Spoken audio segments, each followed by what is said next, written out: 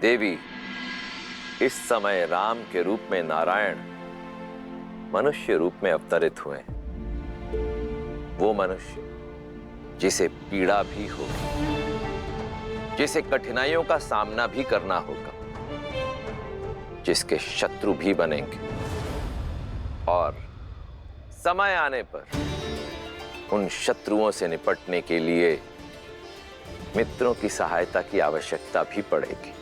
पर ऐसा कौन है जो श्री राम की सहायता कर पाने में सक्षम हो? मैं ही नारायण का दास, मैं ही उनका भक्त, मैं ही उनका मित्र, मैं ही उनका सखा। मेरा अंशावतार हनुमान श्री राम की सहायता के लिए वानर सेना को सज्ज कर रहा है। अपने गुरु सूर्य के मार्गदर्शन, उनका नेतृत्व करने के लिए सज्ज हो रहा है। उन्हें केवल युद्ध कौशल और रणनीति का पाठ ही नहीं पढ़ा रहा, अपितु आध्यात्म और अनुशासन की शिक्षा भी दे रहा है। परंतु ये तो स्वयं हनुमान भी नहीं जानता कि किष्किंधा पर कितना गहरा संकट आने वाला है।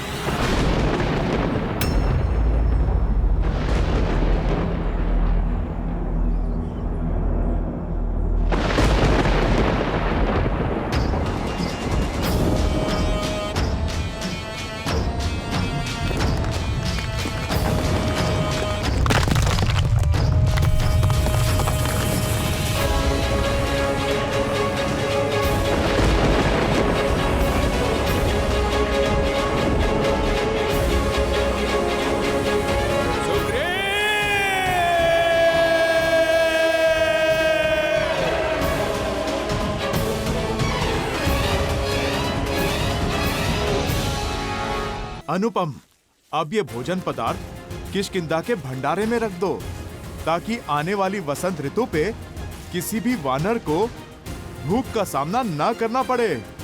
चलो दल, जल्दी चलो। अद्भुत हनुमान।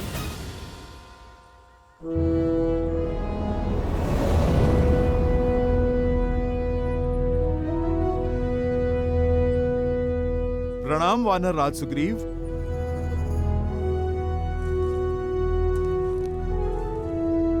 सेनापति हनुमान, अद्भुत है आपकी सूझबूझ और धन्य है हम कि हमें आपके जैसा सेनापति मिला। आपकी सूझबूझ के कारण हमें नया जीवन दान मिला। बीते वर्षों में जब जब भारी वर्षा हुई है, तब तब राज्य में अन्न का अकाल पड़ा, किंतु अब ऐसा नहीं होगा।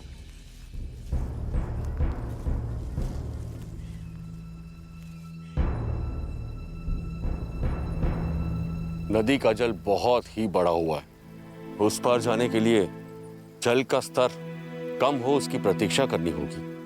महाराज सुग्रीव, जो निराशावादी होते हैं वो परिस्थिति अनुकूल होने की प्रतीक्षा करते हैं। जो कर्म पे विश्वास करते हैं वो परिस्थितियों को अनुकूल कर लेते हैं। नल, नील,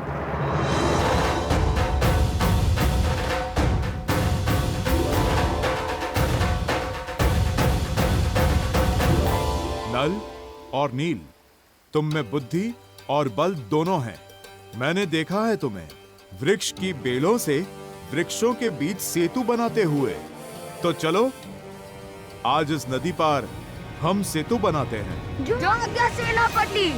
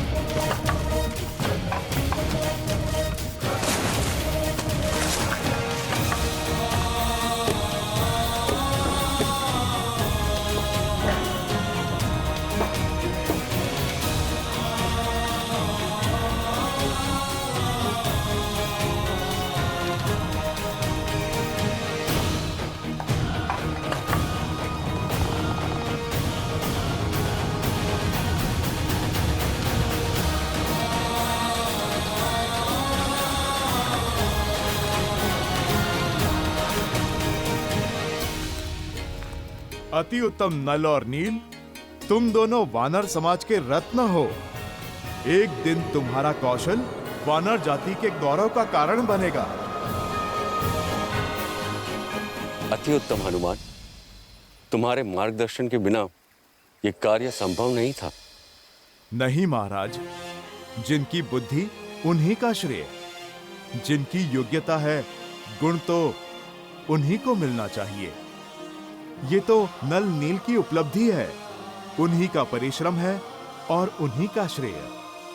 नेत्र ही हृदय का प्रतिबिंब होता है हनुमान। जितने ही स्वच्छ और सरल तुम्हारे नेत्र हैं, उतना ही स्वच्छ और कोमल तुम्हारा हृदय भी है। आपको सच में हमारा बनाया सेतु अच्छा लगा सेनापति?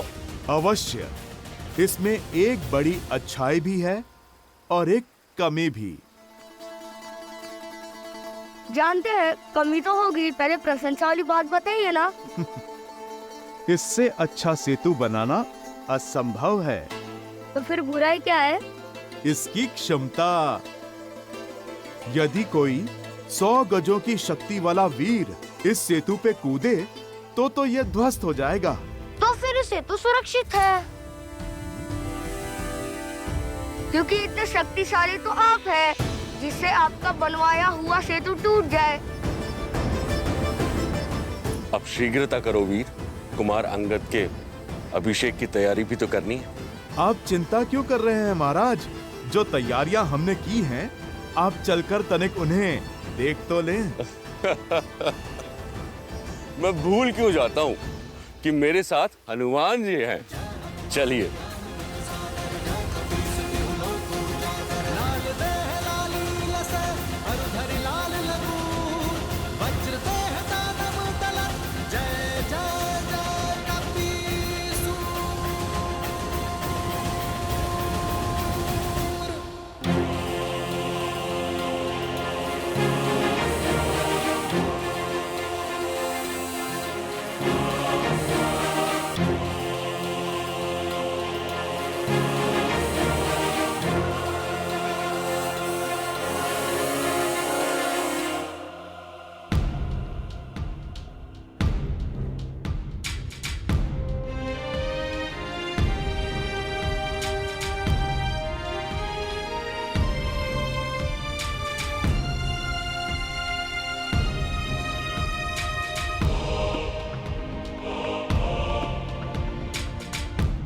हनुमान, तुमने तो किष्किंधा को स्वर्ग जैसा सजा दिया।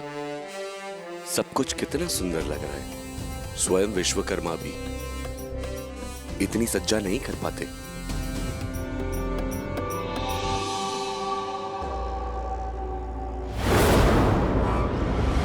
ऐ दोस्त, कहां बड़े चले जा रहे हो?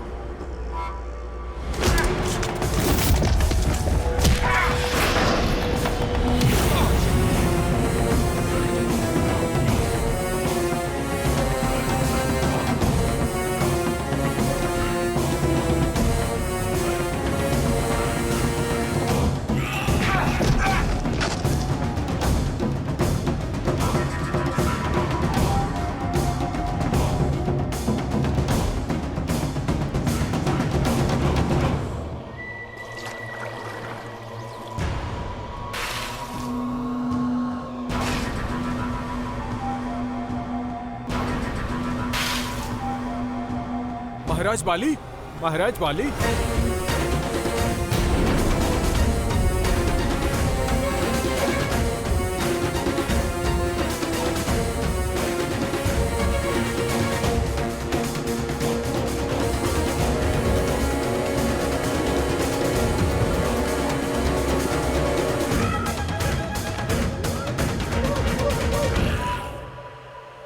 सुग्रीव!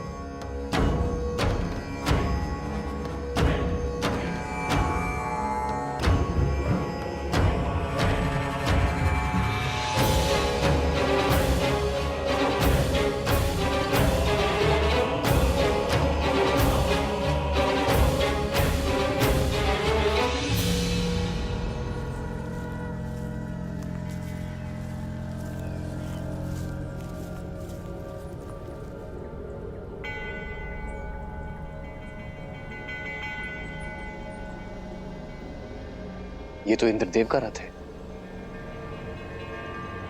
वो अवश्य ऋषि शरभंगा को लेने आए होंगे। हमें शीघ्र ही चलना चाहिए। ऋषि सरभंगा से मिलना इतना महत्वपूर्ण क्यों है श्री राम के लिए? श्री राम के जीवन की एक अत्यंत महत्वपूर्ण कड़ी है ऋषि शरभंगा, जो वन में अपनी सांसों की डोर थामे श्री राम की प्रतीक्षा कर रहे हैं, ताकि उनसे भेंट होने पर उन्हें ऋषि अगस्त्य तक पहुंचाकर अपना कर्तव्य निभा सके। अद्भुत है ऋषि शरभंगा की कर्तव्य परायणता, जहां वो अपना कर्तव्य निभाने के लिए स्वयं देवराज इंद्र के स्वर्ग आने की मनुहार को भी कई बार ठुकरा चुके हैं।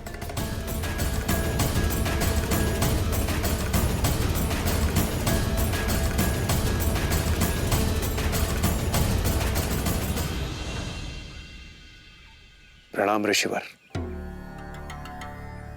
ऋषिवर, अब बस कीजिए। अपने सुकर्मों का फल भोगने हेतु मेरे साथ स्वर्ग चलिए। सदैव की तरह इस बार भी मैं आपके समक्ष अपने रथ के साथ उपस्थित हुआ हूं, और हर बार आप मुझे किसी तर्क में उलझाकर पुनः राम की प्रतीक्षा में जुट जाते हैं। जब मोक्ष का अवसर हो तो स्वर्ग का मोह निरर्थक है देवराज। मेरे जीवन का अंतिम उद्देश्य तो अपनी निर्जीव शरीर को श्री राम के चरणों में निछावर करना ही है, और श्री राम अवश्य आएंगे।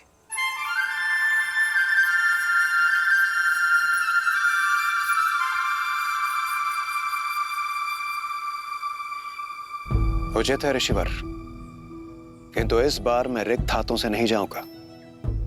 आपको मेरे साथ स्वर्ग चलना ही होगा।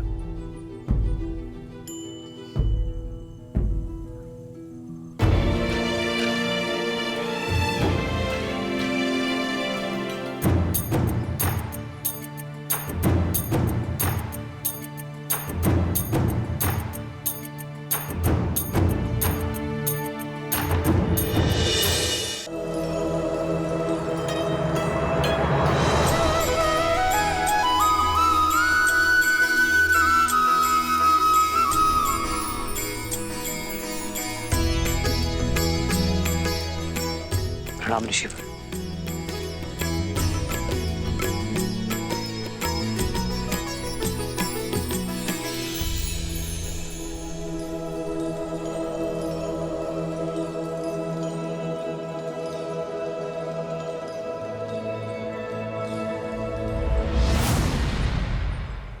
बैठिए ऋषिवर, बैठिए। राम, आप आ गए। आपने मेरी पुकार सुन ली। सहस्त्रों वर्ष से आपकी प्रतीक्षा में मर मर के जी रहा हूं। आपके दर्शन की अभिलाषा अपने श्वासों को रोके बैठा हूं, ताकि अपना कर्तव्य निभा सकूं, आपको मार्ग दिखा सकूं।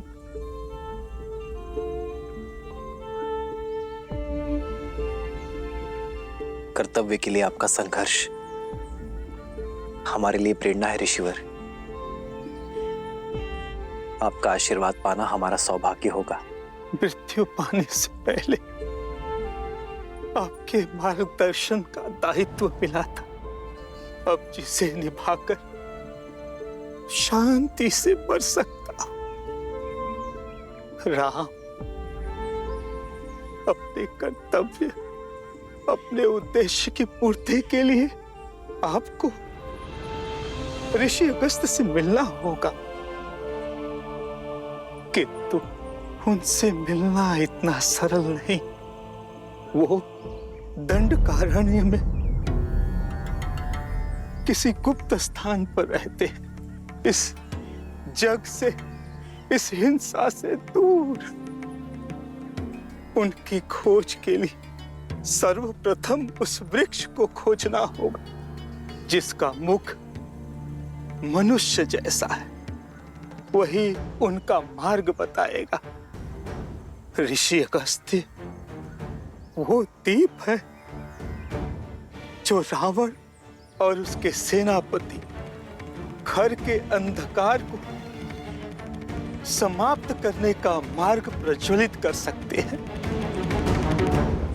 अब मुझे अपनी गोद में सर रखकर मोक्ष दीजिए प्रभु, मोक्ष दीजिए। बहुत थक चुका हूं।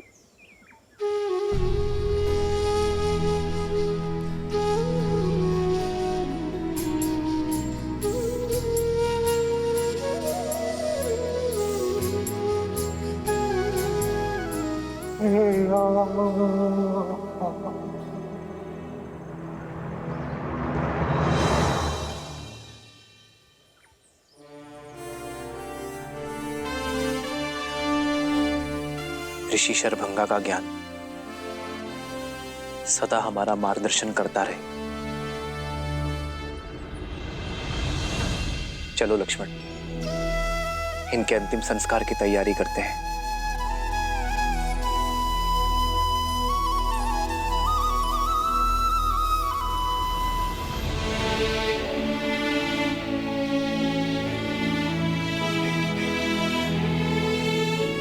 श्री राम, मेरा एक निवेदन स्वीकार करें। मेरे इस रथ को अपने साथ ले जाइए। इस मायावी वन में यह आपका सहायक बनेगा। प्रस्ताव के लिए धन्यवाद देवराज। आप हमारे पिताश्री के मित्र हैं और एक मित्र होने का कर्तव्य निभा रहे हैं, पर मुझे आपके दिव्य रथ की आवश्यकता नहीं है। मैं तो स्वयं कर्तव्य रथ पर सवार हूं, और फिर इस वन की माया की काट कोई शस्त्र, अस्त्र या फिर रथ नहीं, सत्य और सतर्कता है। मैं और लक्ष्मण अपना उद्देश्य अपने बल पर पूर्ण करेंगे। मेरा धर्म मुझे उचित मार्ग छोड़ सरल मार्ग चुनने की अनुमति नहीं देता, फिर चाहे वो कितना भी कठिन क्यों ना हो। मैं वही मार्ग चुनूंगा जो मार्ग नियति ने मेरे लिए चुना है। जैसे आपकी इच्छा श्री राम, किंतु जब भी आवश्यकता होगी और जब भी आप स्मरण करेंगे, मेरा यह रथ सारथी के साथ आपके सम्मुख प्रत्यक्ष होगा। आशा करता हूं सेवा का एक अवसर आप मुझे अवश्य देंगे।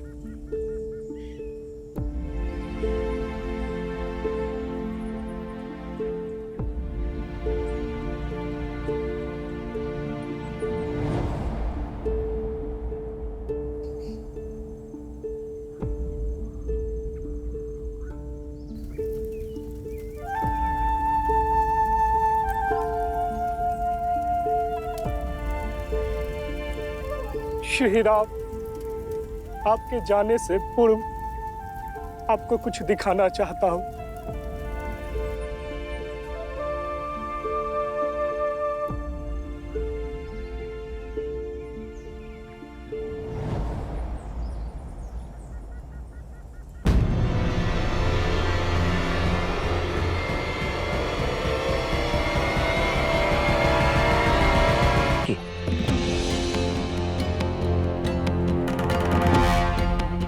आइए आप स्वयं देख लीजिए।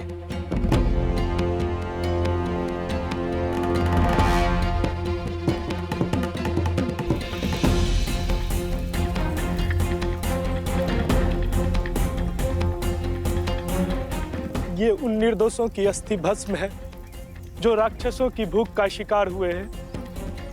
जब से पहले व्यक्ति को जलाया है, तब से ये अग्नि बुझी ही नहीं है।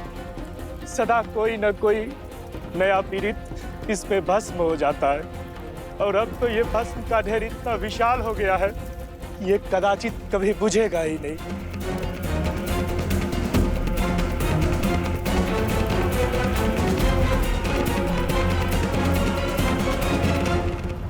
वचन है दशरथ नंदन राम का, इस वन को खर के प्रकोप से मुक्त करूंगा। इस वन में बसने वाले हर एक राक्षस का संहार करूंगा। दंडकारण्य में धर्म और शांति स्थापित करूंगा।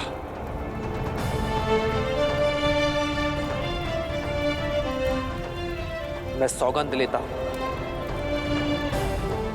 मुझ पर विश्वास करने वाले हर एक जीव की रक्षा करूंगा।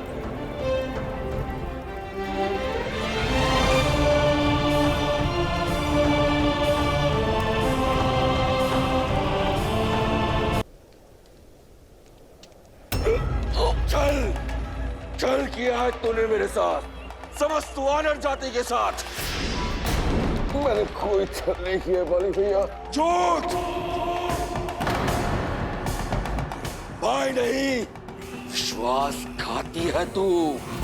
जानबूझकर मुझे उस गुफा में लेके गए, मेरा साथ देने का ढोंग किया तूने, जबकि तुझे पता था कि वो राक्षस वहां पे मेरी प्रतीक्षा कर रहा है। नहीं भैया, मुझे उस राक्षस के षड्यंत्र के बारे में कोई भनक नहीं थी। फिर से झूठ, बार बार तेरे झूठ बोलने से तेरी कुटिलता छिप नहीं जाएगी कायर। गुफा पर शीला लगाया, यदि मैं उस राक्षस से जीत भी जाऊं तो मैं बाहर ना आ सकूं। बस महाराज बाली, बहुत हुआ आरोप प्रत्यारोप।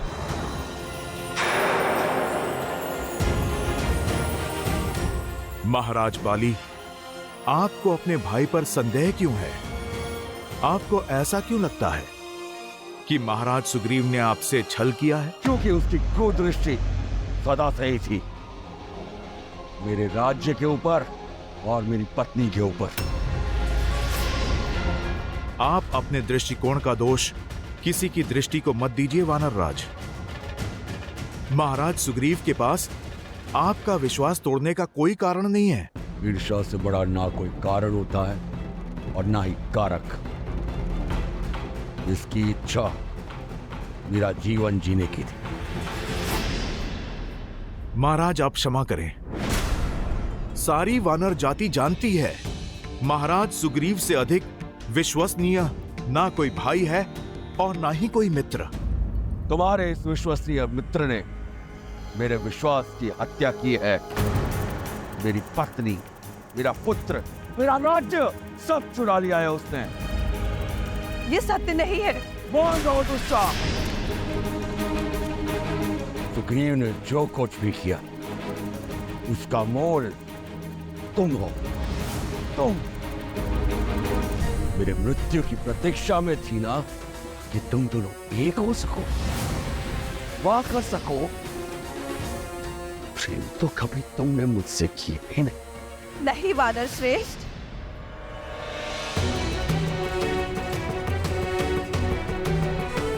आप ही तो कहते थे कि यदि आपको कुछ हो जाए तो सुग्रीव मेरी और अंगद की रक्षा करेंगे। आप तो वानर राज होने के कर्तव्य निभाने में सज्ज थे। आप अपनी प्रजा की सुरक्षा के लिए युद्ध लड़ने में व्यस्त थे।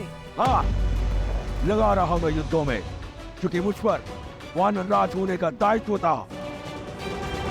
इस विश्वासघाती जैसा जीवन नहीं जीना चाहता था मैं।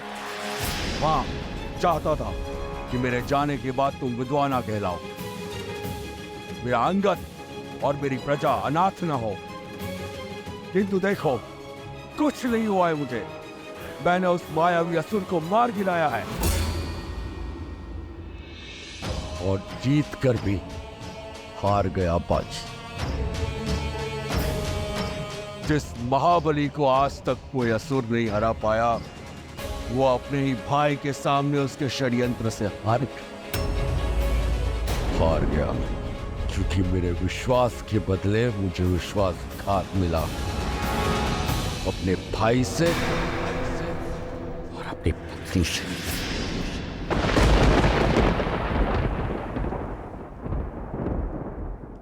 महाराज बाली, आपको क्रोध शोभा नहीं देता।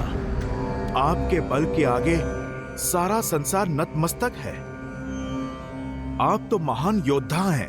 अपने बल को सत्यापित करने के लिए मुझे तुम्हारे समर्थन की आवश्यकता नहीं, हनुमान। यदि यहाँ किसी को मेरी शक्ति पर संदेह है तो आ जाए युद्ध भूमि में। महाराज बाली, मार्ग तो संवाद से भी खोजा जा सकता है। तुच्छ वानर, ये मेरे परिवार का निजी प्रकरण है, तुम बीच में मत बोलो।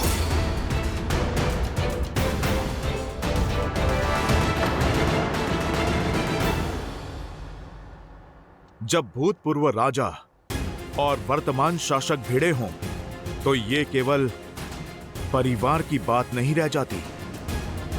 महाराज बाली, ये किष्किंधा के भविष्य का प्रश्न है। और किष्किंधा का भविष्य तुम्हारे सामने खड़ा है। मैं बाली साक्षात किष्किंधा हूं। ये सब मैंने बनाया है। महाराज बाली, माना कि आप एक महान राजा हैं, एक पिता तुल्य भाई हैं।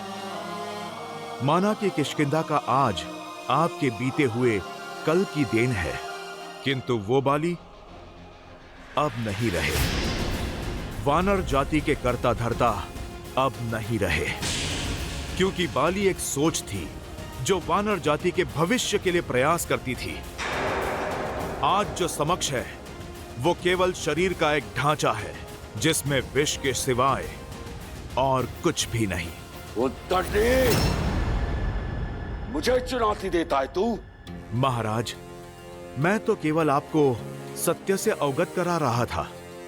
मेरा ध्येय किसी का समर्थन करना नहीं है, क्योंकि जब भ्रम का बादल हटेगा तो आपको सत्य का बोध हो जाएगा। समझिए वीर, वानरों का बल और उत्साह तो असीमित है और उद्देश्य भी, और आप में एक महान नायक बनने के सारे गुण हैं। आपके नेतृत्व में कोई भी राक्षस किष्किंधा की ओर आंख तक नहीं उठा पाएगा। किसी राक्षस में इतना साहस नहीं।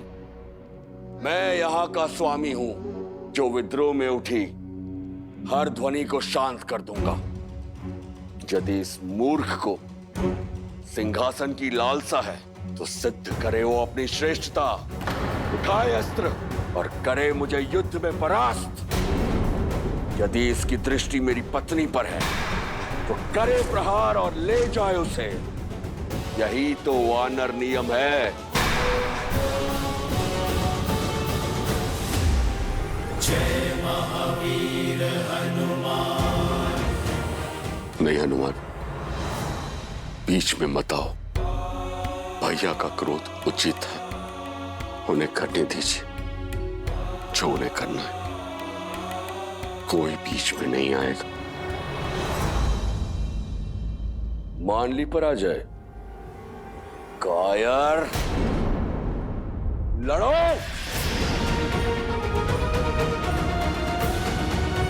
नहीं, अपने पिता तुल्य भैया से लड़ने का साहस नहीं है मुझ में, किंतु अपनी भाभी से विवाह करने का साहस है। मैंने अपना पूरा जीवन तुम्हें युद्ध कौशल सिखाने में निकाल दिया और तुम अस्त्र उठाने से भयभीत हो। पर ना मैं भयभीत हूं, ना मैंने हार मानी है।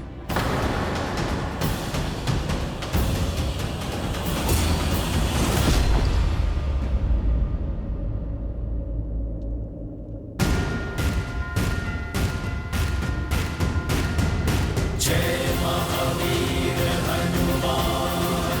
जय जय पवन पुत्र हनुमान। बजरंग बली हनुमान। जय जय महाबली हनुमान। हनुमान, तुम भी मुझे चुनौती देना चाहते हो?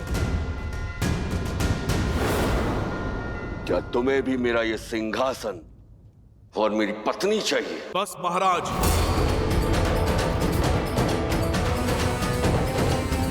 आप अपनी सीमा मत लांघिए। ब्रह्मचारी हूं मैं। मुझे ना आपकी पत्नी की चाह है और ना इस सिंहासन की। मेरा उद्देश्य बहुत बड़ा है। यहां मैं केवल कर्तव्य पालन के लिए हूं, सुग्रीव के लिए, वानर जाति के लिए। महाराज, मैं आपको केवल तर्क से धर्म के पाठ से परिचित करवाना चाहता हूं। आपके नए स्वरूप का आभास करवाना चाहता हूं।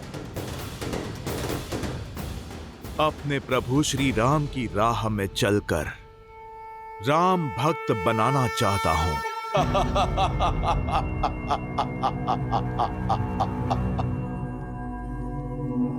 कौन राम?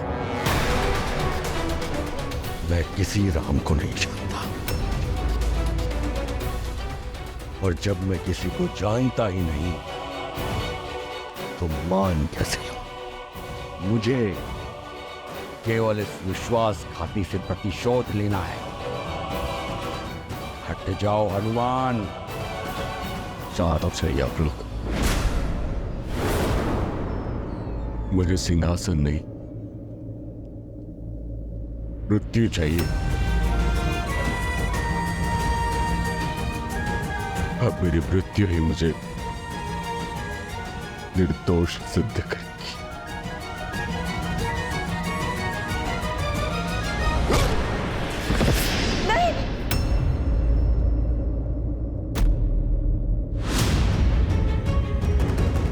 चाचा, चाचा, चाचा श्री उठिए, चाचा श्री उठिए ना। अंगद, तुम भी इसके साथ हो? दूर हटो इस विश्वासघाती से।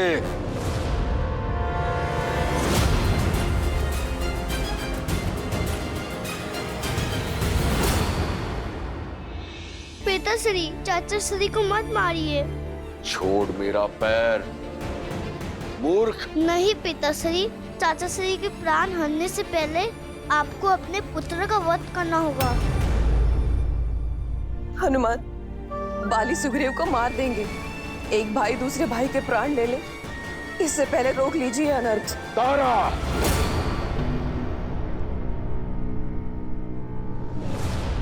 बाली, मैं अवसर दे रहा हूं ताकि तुम्हें सोचने का अवसर मिल सके। जब तुम्हारा क्रोध शांत हो जाए तो प्रतिशोध और परिणाम दोनों के बारे में सोचना। अपने अभिमान की अग्नि में वानर जाति का उज्जवल भविष्य बनने के अवसर की आहुति मत देना।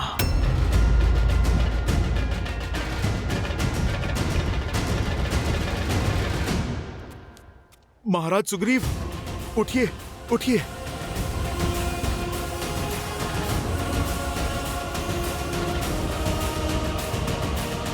जाने दे रहा हूं तुम दोनों को, क्योंकि मैं अपने अंगद के सामने तुम्हारे प्राण नहीं हरना चाहता, परंतु प्राण दान नहीं दिया है मैंने। चाहे जहां भी छुप जाओ, तुम्हारा राम भी बाली के प्रकोप से नहीं बचा पाएगा तुम्हें।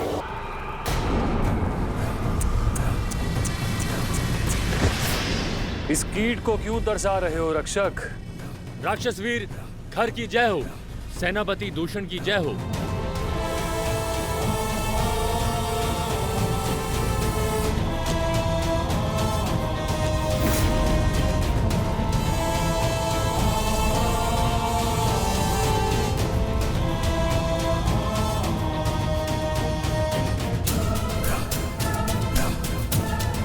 महाराज, ये उदंडी महल में घुसने का प्रयास कर रहा था, मैंने धर दबोचा।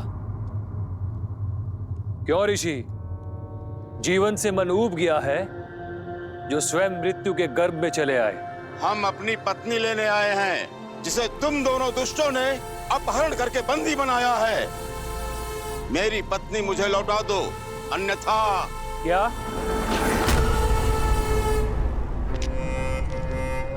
फिर से कहना। आनंद आ गया, पहली बार किसी से चेतावनी मिली है, कानों में अमृत सा घुल गया। ए ऋषि, एक बार फिर से चेतावनी देना। वैसे तुम किस स्त्री की बात कर रहे हो? दूषण, तुम्हें कुछ पता है? कैसे पता होगा खर? हमने तो अनगिनत स्त्रियों का अपहरण किया है, इतनी स्त्रियों को भोगा है कि अब तो गिनती भी स्मरण नहीं। एक क्षण, पिछले सप्ताह एक ऋषि पत्नी को लाया गया था, अद्वितीय सुंदरी। कदाचित ये ऋषि उसी का पति है।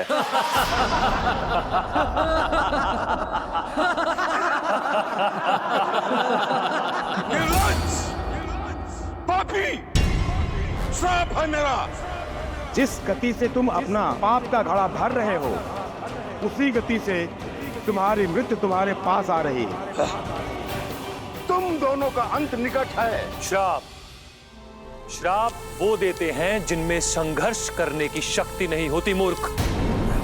दंडक अरण्य के कर्ता धर्ता है हम। राक्षस राज रावण के सौतेले भाई और प्रतिनिधि है हम लोग। इस वन के स्वामी है हम लोग। दंडक के भगवान हैं हम। अब बताओ, भगवान को मारने का साहस किसमें है? तुम में नहीं ना? तुम जानते हो कि भगवान क्या कर सकता है? जानते हो?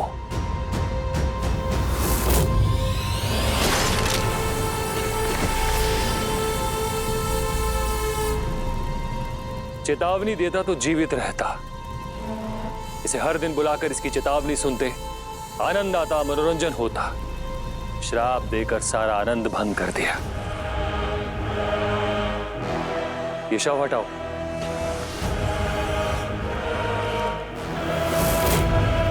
भैया,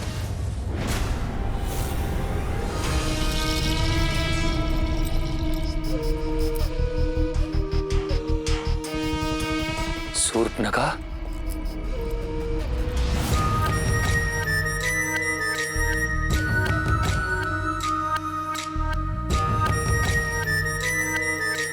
आज लंका छोड़ के दंडकारण्य में कैसे आना हुआ? रावण भैया की आज्ञा का पालन करने। उन्होंने आप दोनों के साथ रहने की आज्ञा दी है और अपना मन चाहा वर ढूंढने की अनुमति देकर भेजा है। भैया, आप दोनों मेरी सहायता करेंगे ना? निसंदेह लंकेश की आज्ञा का पालन अवश्य होगा, क्योंकि हमारी नीति के अनुसार इस वन में पग धरने वाली प्रत्येक स्त्री हमारी संपत्ति होती है और सभी पुरुष मेरे खिलौने। भय, अधर्म और संहार ही राक्षस राज है। महाराज कर, महाराज कर, महाराज राक्षस राज संकट में है। क्या हुआ? महाराज कर, विराट विराट मारा गया।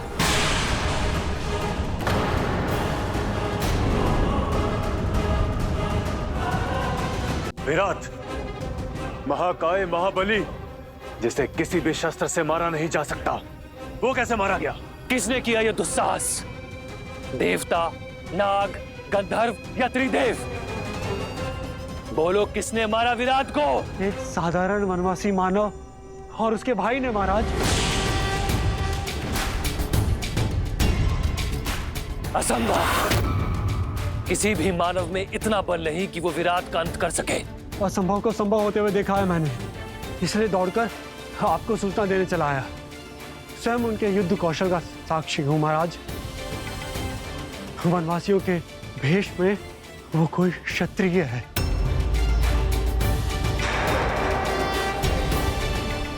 महाराज, दो भाई हैं वो, राम और लक्ष्मण, और उनके साथ एक सुंदरी भी है। 3 मनुष्य दंडक अरण्य में उन्मुक्त घूम रहे। साहसी वनवासी, उसका भाई और पत्नी भी।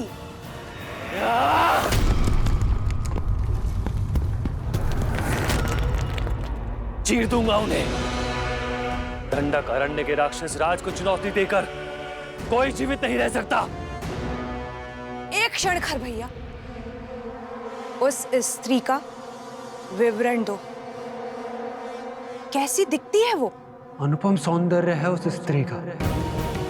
हिरनी सी आंखें, गज सी चाल, पुष्प सी कोमलता, देव तुल्य तेज है। एक बार कोई देख ले तो मंत्रमुग्ध हो जाता है। ऐसी सुंदरी तो संपूर्ण संसार में केवल एक ही है, मिथिला की राजकुमारी सीता।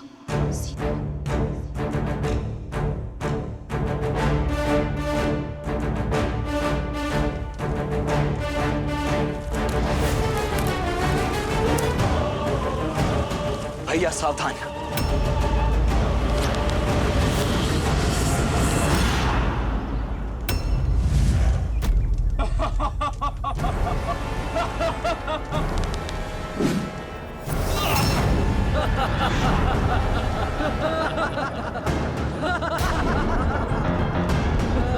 लक्ष्मण, यज्ञ भंग नहीं होना चाहिए। जी भैया।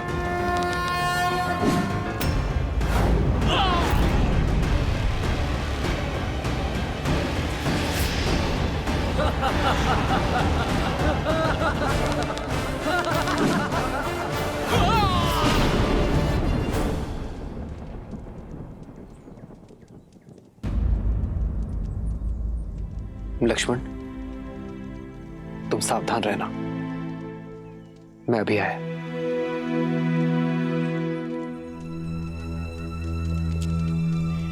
क्या हुआ सीते? कुछ नहीं आ रहा। एक पति और पत्नी के बीच रहस्य कब से रहने लगी? ऐसी कोई बात नहीं यार। तो चिंता का कारण बताओ सीता। एक पति और पत्नी के बीच ना ही दुख छुपे रहने चाहिए, ना ही सुख, और ना ही कोई चिंता। मुझे ये सब देखकर उचित नहीं लग रहा है।